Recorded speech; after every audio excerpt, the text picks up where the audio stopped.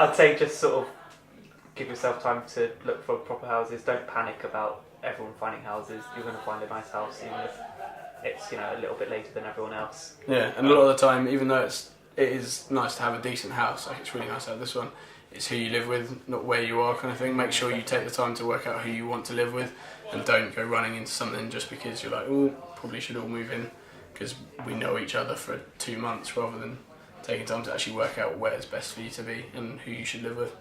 Definitely. Yeah. Okay, when the estate agent tells you that the house is going to go this week, it won't. And when they say if you don't put money down now, it will go, it won't. Like, estate agents are trying to sell these properties all year, and some only have sort of 10 properties. They'll let one a month or one every few weeks. They don't let them every day. Look a lot more, take a bit more time, and look at a few more houses before you jump into the first one you like. Check it out, have a look at it, see if there are things in it that you spot as potential problems. I think I'd probably also advise a student who was looking at a property to bring someone who had experience of renting in the private sector with them, who might have a better eye for what problems might be there before they sign the contract. I think the most important piece of advice for a student renting a house for the first time is to read and understand your tenancy agreement.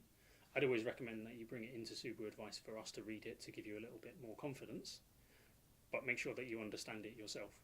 If it's through an estate agent or through a private landlord, come in and get your contract checked by Subaru Advice, because they will be able to identify any issues with it whatsoever and ensure that if there are issues with damp or mould, then within your contract you can raise that and get that fixed as quickly as possible.